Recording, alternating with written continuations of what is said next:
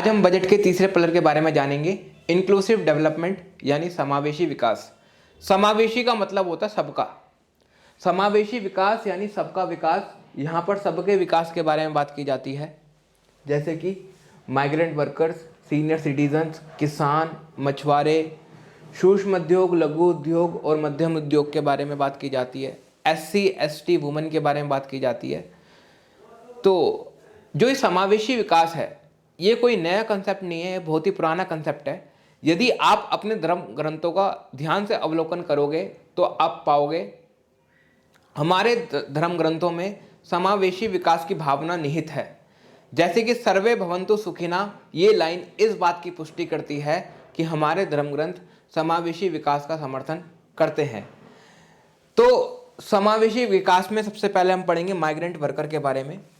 Migrant worker को कोई स्थिर जॉब नहीं होती, कोई परमानेंट जॉब नहीं होती। तो माइग्रेंट वर्कर को सपोर्ट करने के लिए गवर्नमेंट ने बहुत पहले स्कीम लॉन्च करी थी, one nation one ration card. जैसे कोई दिल्ली का माइग्रेंट वर्कर है, अगर वो नोएडा में जाता है तो उसका राशन कार्ड नोएडा में मान्य होगा, मुंबई में मान्य होगा, चंडीगढ़ में मान्य होगा, यानी भारत में हर जगह मान्य होगा। तो इससे अब तक 86% माइग्रेंट वर्कर्स फायदा उठा चुके हैं। बाकी के 14% इस वित्तीय वर्ष में सरकार उनको फायदा पहुंचाएगी। दूसरा है सीनियर सिटीजन्स के लिए सरकार ने क्या किया है। सरकार ने बोला है जो 75 साल से ऊपर के सीनियर सिटीजन्स हैं, इनको इनकम टैक्स रिटर्न भरने की कोई ज़रूरत नहीं है, सरकार अपने आप ही काट लेगी। जैसे पहले होता क्या था, इनकम टैक्स भरने के लिए पहले CA ढूंढना पड़ता है, उसके बाद इनकम टैक्स फाइल करना पड़ता है। तो सरकार ने इनको बोला है कि आपको ये झंझट पालने की कोई ज़रूरत नहीं है, हम आपका खुद ही काट लेंगे। किसानों के लिए क्या किया है, किसानों के लिए बोला है कि किसान की जितनी उत्पादन कॉस्ट आएगी उसका 1.5 गुना किसान को MSP दिया जाएगा। दूसरा, किसान के लिए स्वामित्व स्कीम है। कई किसान होते हैं उनके पास अपनी जमीन के पक्के कागज नहीं होते, तो सही मायने में वो किसान अपनी जमीन का स्वामी नहीं है। तो गवर्नमेंट क्या करेगी, जिस किसान के पास जमीन के पक्के कागज नहीं है तो ड्रोन के जरिए सर्वे कराएगी गवर्नमेंट और उसको किसान को पक्के कागज प्रोवाइड कराएगी। क्योंकि किसान के पास पक्के कागज आ जाएंगे जमीन के, तो वो सही मायनों में अपनी जमीन का स्वामी बन जाएगा। तो इसलिए इस स्कीम का नाम रखा है स्वामित्व स्कीम, यानी किसान को अपनी जमीन का स्वामी बनाने की जो स्कीम है वो है स्वामित्व स्कीम।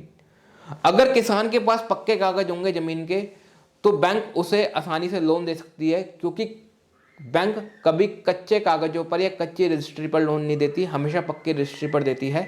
जो कि पक्की रजिस्ट्री देने का काम कौन करेगी, सरकार करेगी। कौन सी स्कीम के जरिए, स्वामित्व स्कीम के जरिए। किसान के लिए, जो नॉर्थ ईस्ट का किसान है उसके लिए एक स्कीम चलाई थी गवर्नमेंट ने पहले, जिस स्कीम का नाम था ऑपरेशन ग्रीन स्कीम। तो इस स्कीम में 3 आइटम्स को पहले जोड़ा हुआ था, टोमेटो, ओनियन और पोटैटो। आप जानते हैं इनकी सप्लाई कम हो जाती थी तो देश में रेट अचानक से बढ़ जाते थे, जो कि आम आदमी के जेब पर फर्क डालते थे, बोझ डालते थे। तो गवर्नमेंट ने जो नॉर्थ ईस्ट का किसान था उसकी हेल्प लेना चाहिए, क्योंकि नॉर्थ ईस्ट जैसे असम, मिजोरम, मणिपुर जो ये इलाका है, इनमें रोड कनेक्टिविटी इतनी अच्छी नहीं है। अगर वहां से कोई सब्जियां वगैरह आती है तो दिल्ली में या और राज्यों में पहुंचते पहुंचते खराब हो जाती थी, तो वहां का जो किसान था उसका मनोबल गिरता था। तो सरकार ने क्या करा, उसके मनोबल को बढ़ाने के लिए सरकार ने बोला उन्हें कि देखो आप अपनी सब्जियों का एयर ट्रांसपोर्टेशन कर सकते हो, हवाई जहाज के जरिए आप अपनी सब्जियों को ट्रांसपोर्ट कर सकते हो। इसके लिए हम आपको 50% की सब्सिडी देंगे। तो इससे किसान का मनोबल बहुत बड़ा था और उसने टोमेटो, ओनियन और पोटैटो की डिमांड को पूरा करने के लिए सप्लाई करने में अपना योगदान निभाया था। अब इसमें 3 सब्जियों से 12 सब्जियां इसमें कर दी गई हैं, 12 पेरिशेबल आइटम्स इसमें बढ़ा दी गई हैं। पेरिशेबल आइटम जो चीज़ खराब हो जाए, जैसे कि संतरा, केला, ये समय के साथ साथ ये सड़ जाते हैं, खराब हो जाते हैं, तो ये सब्जियां कौन सी होती है, पेरिशेबल सब्जियां होती हैं। तो ऑपरेशन ग्रीन स्कीम में इन 22 सब्जियों को ऐड किया गया है। जो नॉर्थ ईस्ट का किसान होगा उनको ये 22 सब्जियां उगाने के लिए मनोबल मिलेगा इस स्कीम से, क्योंकि गवर्नमेंट 50% की एयर सब्सिडी देती है। मछुआरों के लिए क्या किया है, सरकार मॉडर्न फिशिंग हार्बर बनाएगी 5 जगहों पर, कोची, चेन्नई, विशाखापट्टनम पारादीप और पेटुआ घाट। और सरकार सीवीड फार्मिंग को प्रमोट करेगी। सीवीड फार्मिंग जो कि आयोडीन का बहुत अच्छा स्रोत होता है, उसको सरकार प्रमोट करने वाली है। एमएसएमई के लिए क्या किया है सरकार ने? माइक्रो, स्मॉल और मीडियम एंटरप्राइज, सूक्ष्म, लघु और मध्यम उद्योग के लिए सरकार ने क्या किया है? पहले जो स्मॉल कंपनियों की डेफिनेशन थी वो बदली है सरकार ने। पहले क्या था कि जिन कंपनियों का टर्नओवर 2 करोड़ से कम था वो स्मॉल कंपनियां कहलाती थी, लेकिन सरकार ने 2 करोड़ से दायरा बढ़ाकर 20 करोड़ कर दिया। सरकार ने बोला जिन कंपनियों का जो टर्नओवर है 20 करोड़ से कम होगा वो स्मॉल कंपनियां कहलाएगी। स्मॉल कंपनियों को फायदे बहुत होते हैं क्योंकि उनको बोर्ड मीटिंग नहीं बिठानी पड़ती, तो बोर्ड मीटिंग का खर्चा बचता है। स्टार्टअप के लिए जितने भी स्टार्टअप हैं सरकार उनको 1 साल का टैक्स हॉलीडे देगी। और स्टैंड अप इंडिया स्कीम सरकार ने पहले लॉन्च करी थी। वो स्कीम किस लिए थी? एससी, एसटी और महिलाओं को एंटरप्रेन्योर बनाने का सरकार का मकसद था, तो उसके लिए सरकार ने stand up India scheme launch करी थी। तो उसमें जो मार्जिन मनी रिक्वायरमेंट थी, है ना, जो उसमें मार्जिन मनी रिक्वायरमेंट थी पहले 25% थी, लेकिन इस साल के बजट में सरकार ने मार्जिन मनी रिक्वायरमेंट को घटाकर 15% कर दिया। ये मार्जिन मनी रिक्वायरमेंट क्या होती है? जैसे कि आप बैंक से लोन लेने गए, आपने कहा कि मुझे स्टार्टअप करना है और स्टार्टअप करने के लिए जो मेरी कॉस्ट आएगी वो मान लो 100 रुपये आएगी। तो बैंक आपको पहले क्या करता था?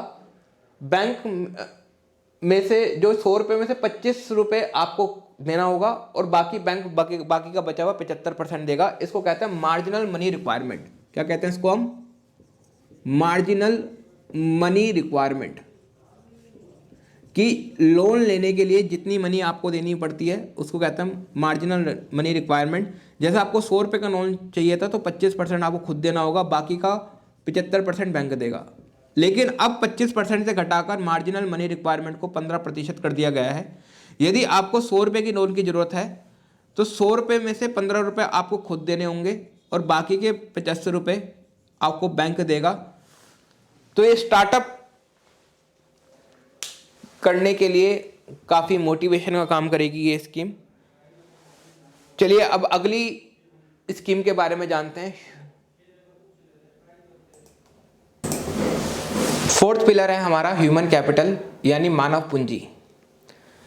ऐसा माना जाता है कि जिस देश की पॉपुलेशन जितनी ज़्यादा होती है वहाँ पर भुखमरी और बेरोजगारी उतनी ज़्यादा होती है। लेकिन अर्थशास्त्री कहते हैं पॉपुलेशन का एक सकारात्मक पहलू भी हो सकता है। जिस देश की पॉपुलेशन जितनी ज़्यादा है, अगर लोगों को ढंग से शिक्षा दी जाए तो उस देश में उतने ही ज़्यादा डॉक्टर्स, उतने ही ज़्यादा इंजीनियर्स, उतने ही ज़्यादा साइंटिस्ट होंगे, जो कि देश को आगे बढ़ाने में, देश की जीडीपी ग्रो करने में काफ़ी मदद करेंगे और देश को सुपर पावर बनाने में अपना योगदान प्रदान करेंगे।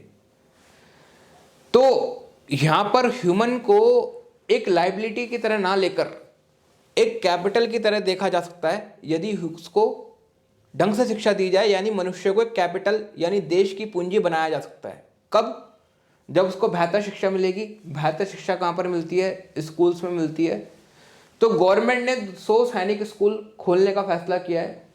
750 एकलव्य स्कूल्स खोलने का फैसला किया है। एकलव्य स्कूल्स वहाँ खोले जाएंगे जो कि शेड्यूल्ड ट्राइब एरिया होता है, जहाँ पर स्कूल की सुविधा लोगों को ढंग से उपलब्ध नहीं हो पाती, पहाड़ी इलाकों में। तो वहाँ पर 750 एकलव्य स्कूल खोले जाएंगे। एक लद्दाख में सेंट्रल यूनिवर्सिटी खोली जाएगी जो कि ह्यूमन को कैपिटल बनाने का काम करेगी, मानव को देश की पूंजी बनाने का काम करेगी, देश को आगे बढ़ाने का ये सारे के सारे काम करेंगे। जो 5वां स्तंभ है बजट का वो है इनोवेशन, रिसर्च एंड डेवलपमेंट, नवाचार, अनुसंधान और विकास। अगर आपको रिसर्च करनी होती है, आप कोई भी गवर्नमेंट की वेबसाइट पर जाते हो तो आप देखते हो वहाँ पर सारी की सारी चीज़ें इंग्लिश में होती है और हम सब हिंदी भाषी लोग हैं तो इंग्लिश थोड़ा कम समझते हैं। तो इंग्लिश हमारी रिसर्च को धीमा बनाती है। तो रिसर्च को आसान करने के लिए गवर्नमेंट ने बोला है जितने भी सरकारी वेबसाइट्स हैं, गवर्नमेंट पोर्टल्स हैं, वहाँ पर जो जानकारी उपलब्ध होगी वो इंग्लिश के साथ साथ हिंदी में भी होगी। तो वो एक स्कीम लेकर आई है गवर्नमेंट, जिस स्कीम का नाम है नेशनल लैंग्वेज ट्रांसलेशन मिशन, कि इंग्लिश को नेशनल लैंग्वेज में बदल दिया जाएगा, यानी हिंदी में बदल दिया जाएगा इस मिशन में, नेशनल लैंग्वेज ट्रांसलेशन मिशन। ये हमारी रिसर्च को तेज बनाएगा। अगर रिसर्च तेज होगी तो हमारा जो देश होगा वो तेजी से विकास करेगा। गवर्नमेंट ने रिसर्च को बढ़ावा देने के लिए एक और स्कीम लेकर आई है, नेशनल रिसर्च फाउंडेशन, जिसके लिए गवर्नमेंट ने अगले 5 साल में 50,000 करोड़ रुपए अलोकेट किए हैं। छठा स्तंभ है मिनिमम गवर्नमेंट और मैक्सिमम गवर्नेंस। अगर मैं इसको आसान भाषा में समझाने की कोशिश करूं तो इसका मतलब होता है फॉर्मेलिटी कम, काम ज़्यादा। जितने भी सरकारी कामकाज होते हैं आप देखते हो उसमें बहुत ज़्यादा सुस्तपना होता है कि एक एक फाइल पास कराने में 8-9 महीने लग जाते हैं। तो यानी फॉर्मेलिटी काफ़ी ज़्यादा होती है, गवर्नमेंट की फॉर्मेलिटी काफ़ी ज़्यादा होती है, काम कम होता है। तो पीएम ने कहा बहुत पहले, मतलब जब पीएम बने थे, नरेंद्र मोदी पीएम बने थे 2014 में, तो उन्होंने वही बोला कि हम मिनिमम गवर्नमेंट और मैक्सिमम गवर्नेंस का कंसेप्ट लेके आएंगे, यानी सरकारी कामकाज में फॉर्मेलिटी कम होगी, काम ज़्यादा होगा। तो एक चैनल है, न्यूज़ चैनल आज तक, तो उसमें पीएम का एक इंटरव्यू हो रहा था।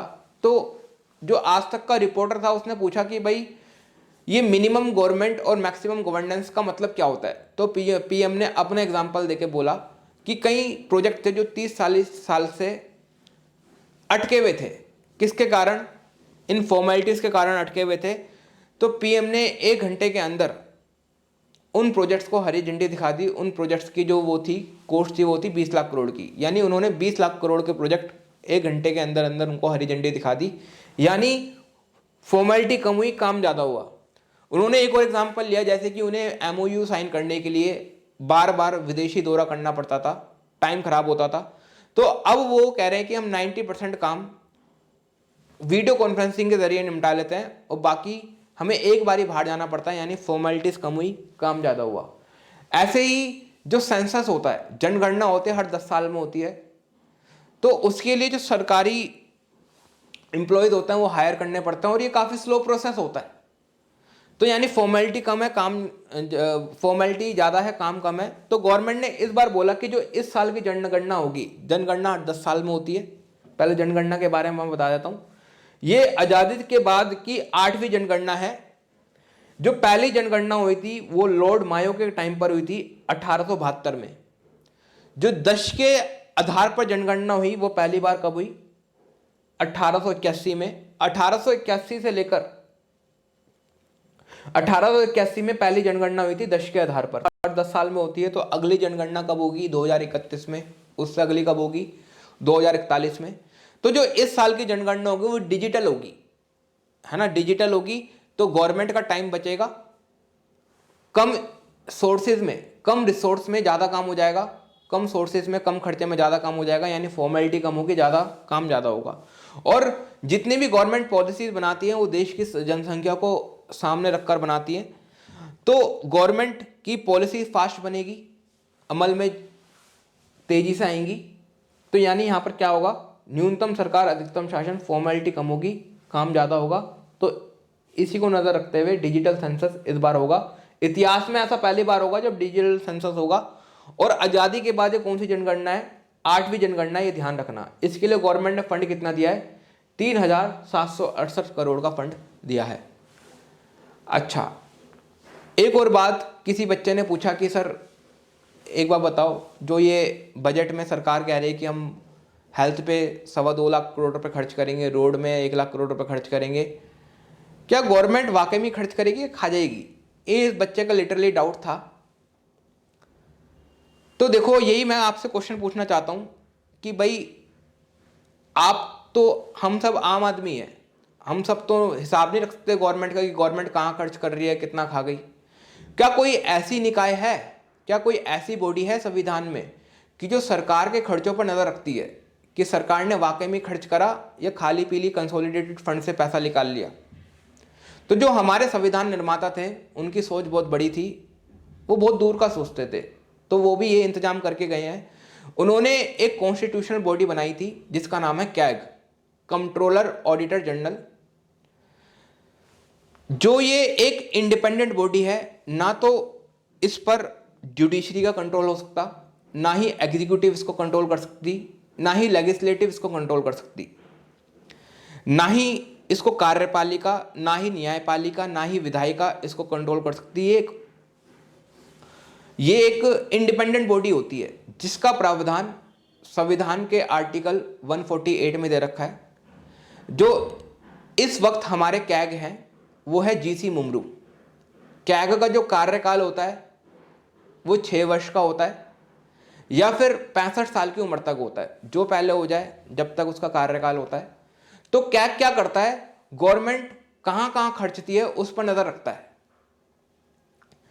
कि जैसे गवर्नमेंट ने कंसोलिडेटेड फंड से 2.25 लाख करोड़ रुपए निकालेगी कि हम भाई कोरोना वैक्सीन बंटवाएंगे, हॉस्पिटल बनवाएंगे, तो कैग बाद में देखेगी कि भाई जो गवर्नमेंट ने पैसा निकाला उसका सही में उपयोग करा, क्या सही में कोरोना वैक्सीन बंटवाई, क्या सही में हॉस्पिटल बनवाए। तो और उसकी रिपोर्ट बनाकर कैग किसको देता है, राष्ट्रपति को देता है। बाकी सब सही है तो सही रहा, अगर कुछ गड़बड़ होती है तो राष्ट्रपति फिर पार्लियामेंट से, गवर्नमेंट से हिसाब किताब मांगता है कि भाई कहां गया पैसा। जैसे कि आपने सुना होगा 2G स्कैम, कोयला घोटाला, चारा घोटाला, इन सब का पर्दाफाश किसने किया था, कैग ने किया था। जैसे चारा घोटाले का मैं एग्जांपल लूं तो बिहार ने बोला था कि भाई हमें, जो एनिमल हस्बेंड्री डिपार्टमेंट था उसने बोला था कि भाई हमें चारा खरीदना है, हमें पैसे की आवश्यकता है। तो सरकार ने फंड अलोकेट कर दिया बिहार को।